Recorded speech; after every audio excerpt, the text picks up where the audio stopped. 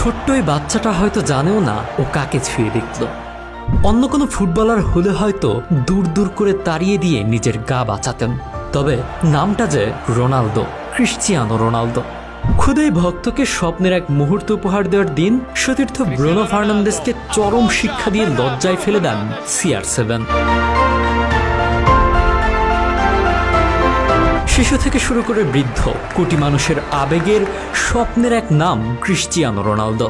যে স্বপ্নকে ছুঁয়ে দেখার আশায় টিভি স্ক্রিনে তাকে দেখে নির্ঘুম রাত কাটায় অসংখ্য মানুষ, তেমনই এক স্বপ্ন বোধহয় ছিল হঠাৎ মাঠে প্রবেশ করা ছোট্টই বাচ্চার।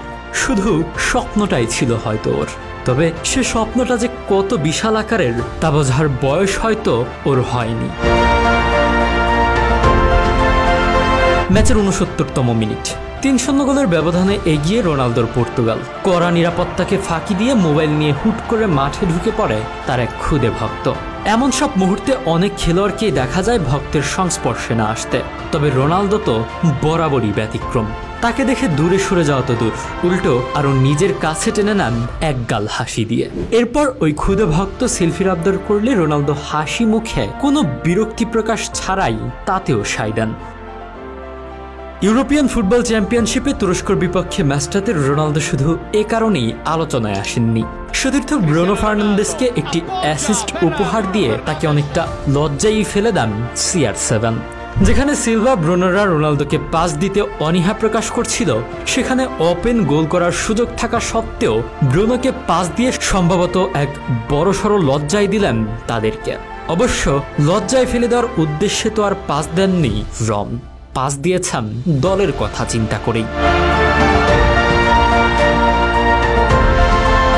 আর্জেন্টিনা যেমন মেসির জন্য বিখ্যাত, ব্রাজিল যেমন নেইমারের জন্য, আর এই পর্তুগাল রোনালদোর জন্য।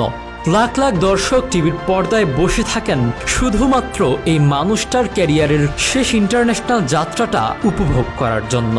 অন্যথায় অর্ধেক দর্শকও আদৌ পর্তুগালের এই ম্যাচ দেখতে বসতো কিনা তা নিয়ে আছে ঢের সন্দেহ।